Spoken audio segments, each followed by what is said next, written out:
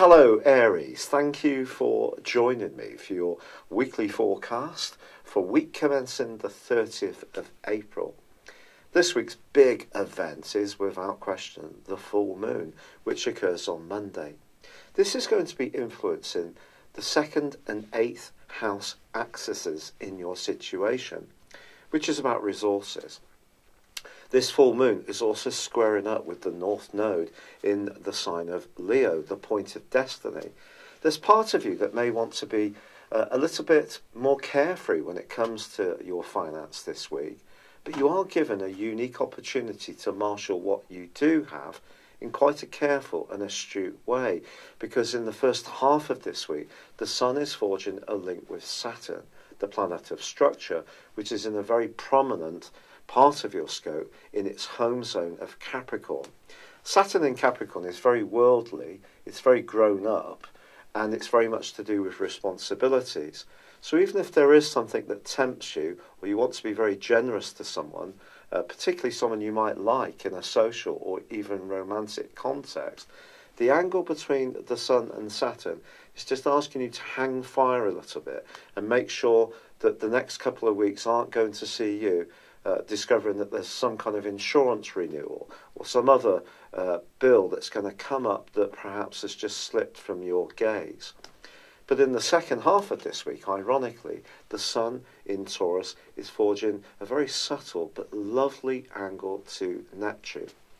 If you are someone who supports good causes, likes to help people who are less fortunate, this is an aspect which can bring out your natural altruism. And you may decide to do something or make a donation to a good cause. And it doesn't matter how big or small it is, you might like to do it in quite a discreet way. Also, Neptune is in the part of your scope that's to do with your instincts. So listen to them about any financial decisions that you may decide to make. And of course, at the end of March, Mercury went into that retrograde. It ended it on the 16th of last month, of the earlier part of this month, sorry. But by the end of this week, which is of course now into May, well, it's actually coming out of shadow. It gets back to 16 degrees of Aries, and that's going to be really good for you. So if there has been a project that's chopped and changed, gone forwards a bit, gone back, been a bit fluid, not been completely clear, by the end of this week, on the 3rd of May, you're going to get that greater clarity, which can also be very good for you. It's also important to consider your joint finances at this time, or your joint interactions with others. That's something else the full moon can ask you to think about. But I think Saturn can be a very anchoring, stabilising influence, as long as you can resist the temptation to splash out.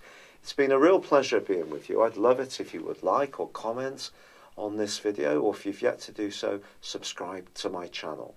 But for now, good luck and goodbye.